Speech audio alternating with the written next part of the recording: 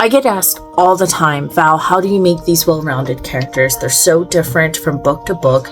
Even the secondary characters, the love interest, the enemies, the villains, everyone just oozes personality. Well, my imaginary friends talk to me a lot. No.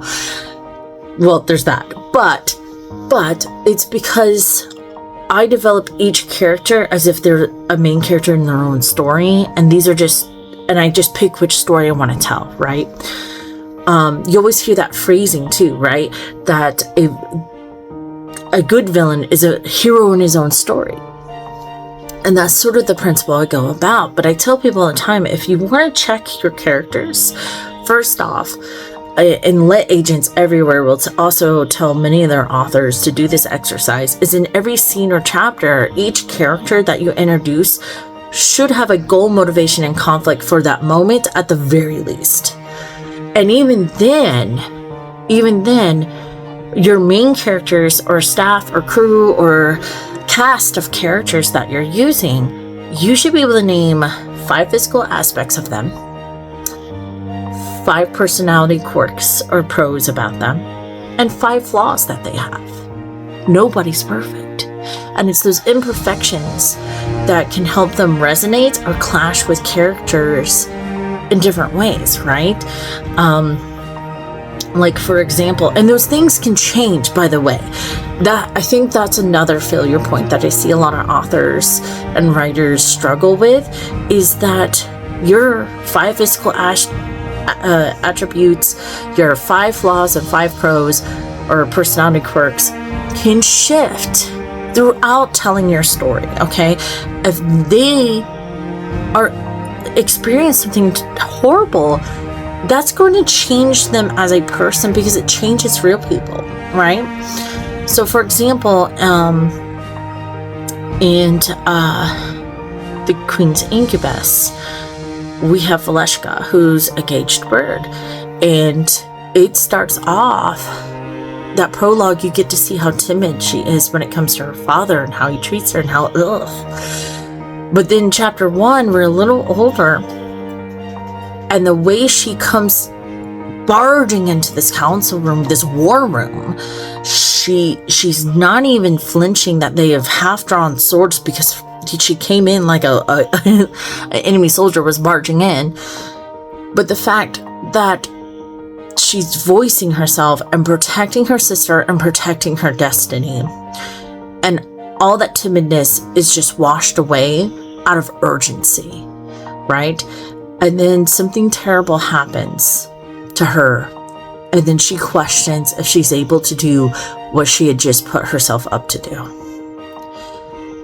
And she's got to cope with that. She has nightmares about that, and she's like, and I'm going to have to face more of this outside the safety of this castle when I go over to the Kingdom of Castor. So there's a lot of fear and a lot of resolution and, strong on this. Like in the Princess Priest trilogy and Dante's Ascension and that whole line, especially in book 3 that is on the editor's desk, they're looking at wounds that they got in book 2, and they're like, oh man, like, you almost died, or, because of that wound, this happened.